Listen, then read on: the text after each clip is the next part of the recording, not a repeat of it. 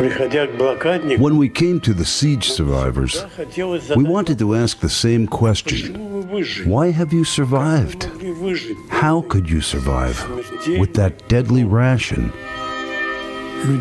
People kept diaries, wrote poems. This intelligentsia trait, this spirituality of the city, also participated in the siege, in the defense of Leningrad. In these old Leningrad communal flats, there were absolutely extraordinary stories lurking. A staff member of the Hermitage told us how during the siege the water conduit broke through, and they had to save the furniture. And the staff of the Hermitage was already very weak then. They could not carry furniture and decided to ask cadets for help. They summoned the cadets. They dragged the furniture from under that stream of water. And they wanted to somehow thank them. And this employee of the Hermitage, who told us this story, he guided a tour of the Hermitage. And the Hermitage had been evacuated. It means that all great paintings, all pictures, had been evacuated from the museum. Although Arbilin, the director of the Hermitage, came up with an absolutely ingenious idea. He kept the frames from these pictures in their places. All exposition was preserved. Only empty frames were hanging. And under these empty frames, this man working at the Hermitage led a tour. He described what was painted there and how.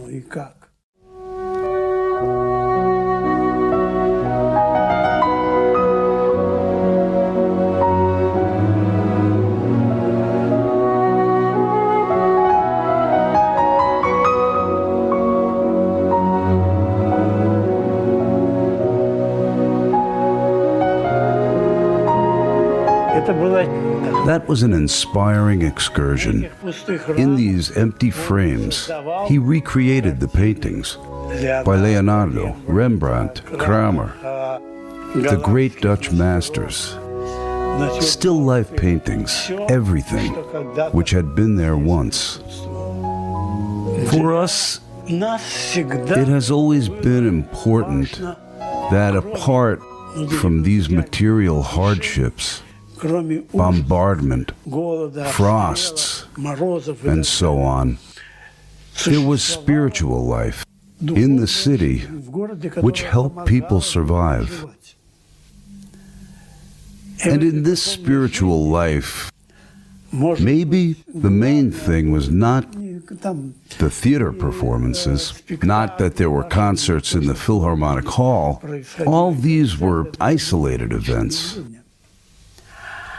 But the main thing was the feeling which existed there among all the people of the city, the siege victims. A wish to help each other, the supportiveness, cordiality, and mercifulness which suddenly woke up, suddenly came back to the people of the besieged city.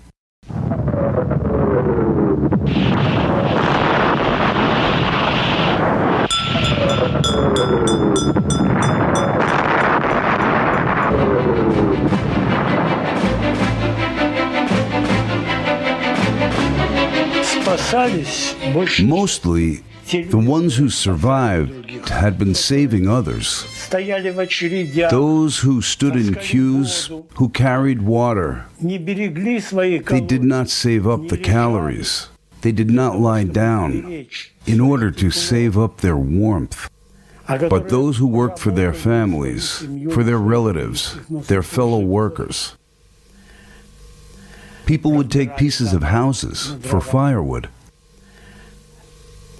Many of them died too. certainly, but they died without leaving their human shape, died preserving their humanness.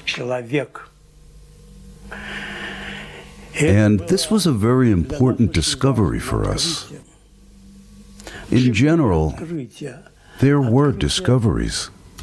The discovery was, for example, where people took their strength from. It seemed that according to the medical energetic science, a man should have died.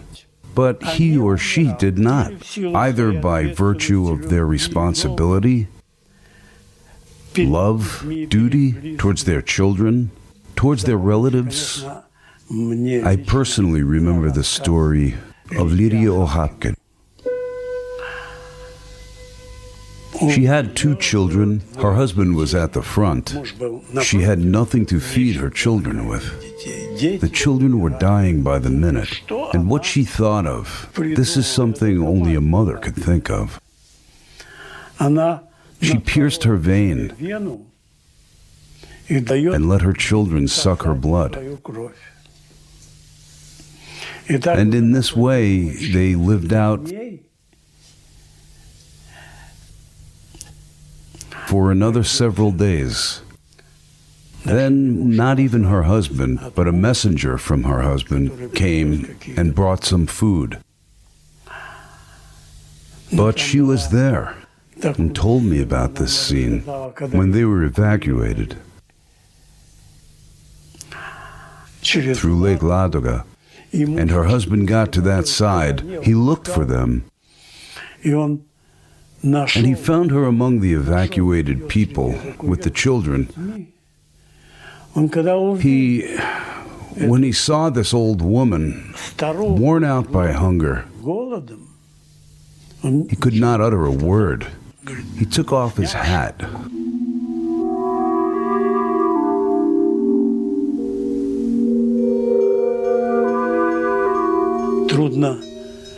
It is difficult to get there, into that time, to return to that time. Many feelings and events, the sensations of the siege survivors of those years, cannot be restored again. But still, this is an example which can and must be preserved, could display some kind of care and moral virtues, some humanity. I think this is an example which can and must be preserved. A woman was walking down the street and saw a man, presumably a tinsmith, with a potbelly stove. She came up to him. She also needed a potbelly stove to somehow heat her room, and asked him. He said, "Well, this one was ordered. I have to take it to them, but I have a potbelly stove at my place." And she went after him. And she went to his place, and there was a potbelly stove. She wanted to buy it, but he said, "Why would you buy it? It is warm here." She went and brought her children and thought, well, indeed, what would she do with this potbelly stove? The stove maker had a big family. She had 2 children, and he had 5 or so. And they started to live together, because warmth was also as important as bread. Once she went to her place, she kept waiting for her husband, and the neighbors said that a military man had come. He did not see her, but promised to come the next day. She waited for him. This was her husband, coming from the front. And he brought, well, bread, sugar, condensed milk, canned stew. And she went with this food to the place of the stove maker, where they'd been living, and shared it, of course, and they lived several days off of this food.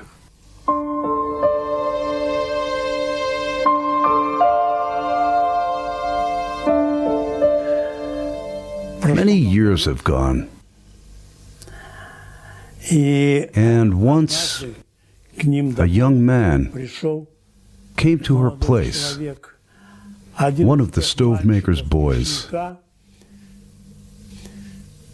who had been there during the siege. They remembered for their whole lives how they had shared food and how they helped them survive.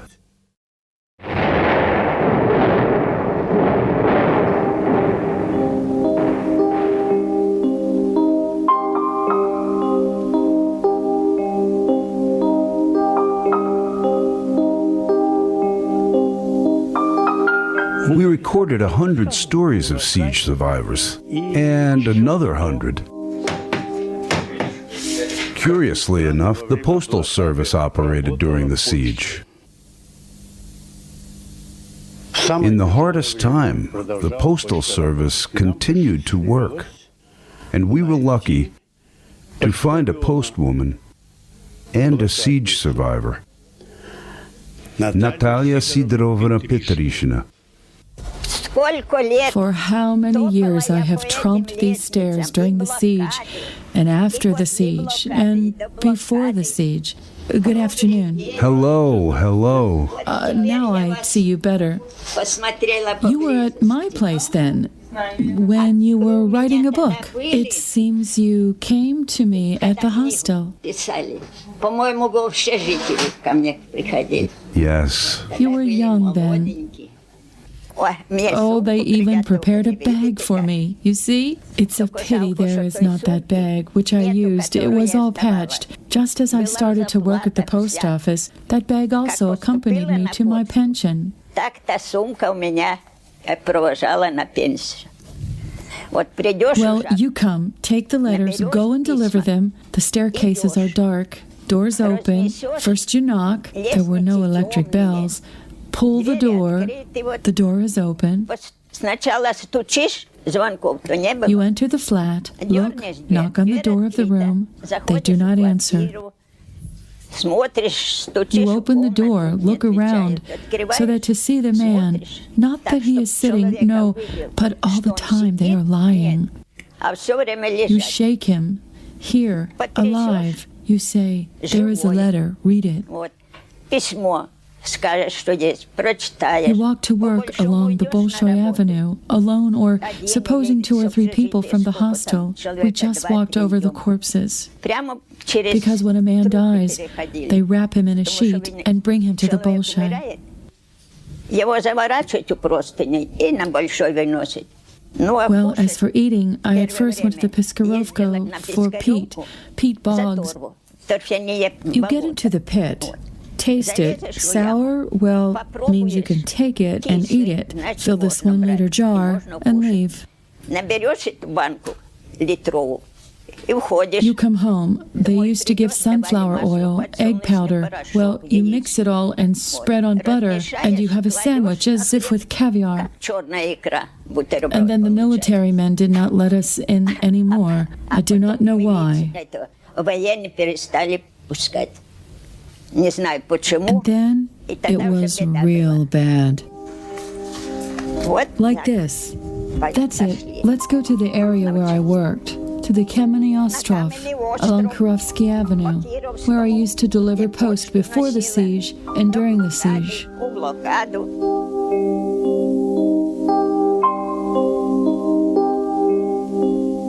It was dark in the city. Just when power stations switched off, destroyed by the bombs, it got dark. Water was flowing down the streets. Here at the Bolshoi Avenue, where there were cars and frost got them, they stood until spring.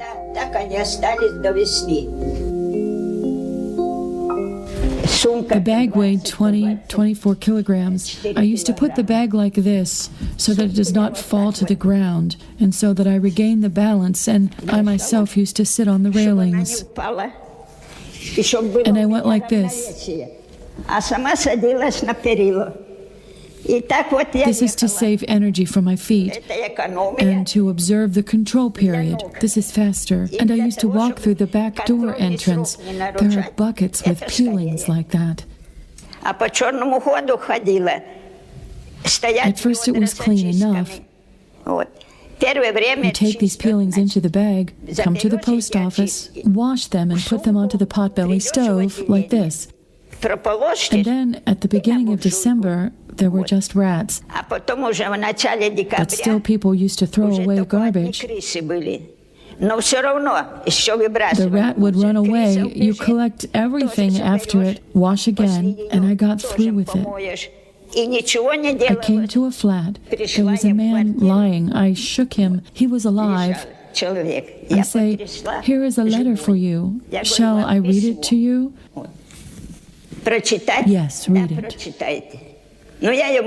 Well, I read it to him. He thanked me. Oh, says, "I will get up." He got up, you see, shaking, but still, and he said, "Do you know how much strength you have given me?" This, he says, is that this is my only son, who is at the Leningrad front. And so many people die. Natashenka, do not be angry with me. I will treat you with some bread. I refused, of course. A man gets 125 grams and persuades me to break off a piece of it, and that I have to eat it in his presence.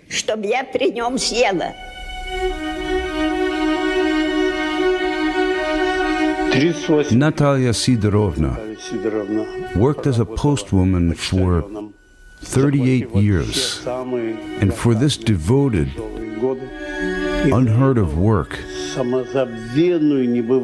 she was awarded the Medal of Lenin.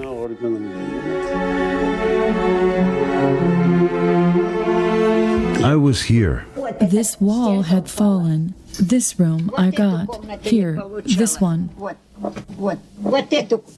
Until 1969, Natalia Sidorovna had lived in the hostel until 1969. This is already after she got the Medal of Lenin, with a kind of all, you see, siege honors. And in 1969, she got this small room near the kitchen in this communal flat. The room in which she has in fact been living since. Well, what kind of country is this? What kind of country is it that treats the best of its people like this? What kind of attitude to the siege survivors is it? To our heroes? To those who saved the city? And here, near this kitchen, in the horrible communal flat, there has been a fire recently. Her most precious things burned up. Her Medal of Lenin and her Medal for Defense of Leningrad were lost. There is only the memory of those days of the siege left now. There were the marvelous words of Olga Berkholz: "Nothing and no one has been forgotten." Bureaucrats appropriated these to themselves. This has become an official excuse. Forgotten. Everything is forgotten. And these people are forgotten.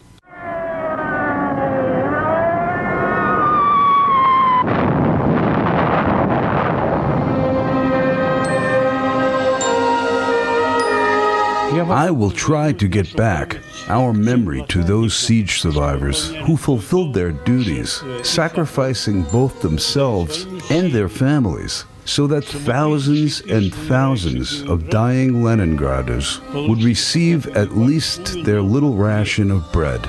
Here I want to recall Evgeny Alexandrovich Trenk. He used to work in the printing shop where they manufactured ration cards. They tried to ensure at least some protection for the cards, because forged cards were also made and circulated. He worked at this printing office. And he was short on rations with his worker's card, which might have been sufficient for him, but was not sufficient for his family, who lived on dependence cards. And his relatives kept dying in his family, and he could do nothing to help them, nothing at all.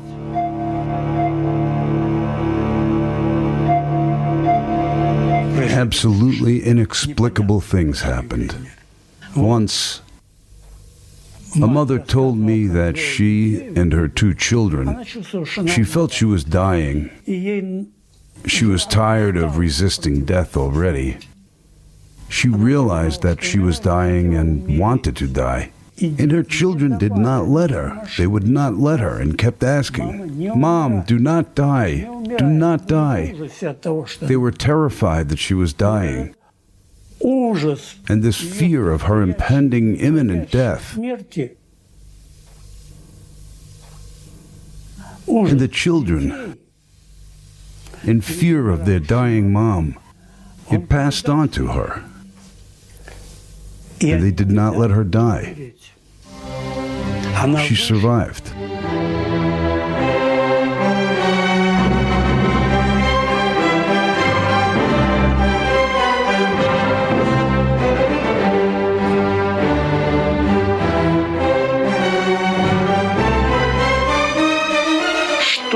What did the besieged Leningrad mean for the country then? They used to talk on all fronts. What is it about, Leningrad? Is it still standing? Leningrad is standing. And the fact that Leningrad kept going for all 900 days, we cannot even determine now how much this helped people.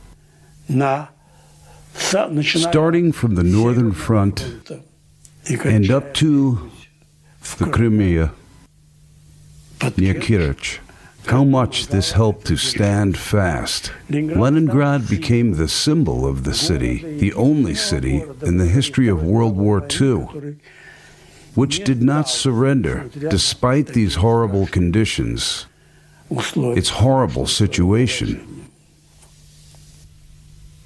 This is certainly an exceptional example. An example of the city suffering. The city which managed to withstand all the odds. There is in the history of World War II and the history of wars on the whole an example of such cities as Hiroshima and Nagasaki. An example of hard death, bombing, awful destruction. And here is an example of Leningrad, an example of endurance, the essence of which, or the internal mechanism of which, it was so important for us to understand and discover, to see and feel.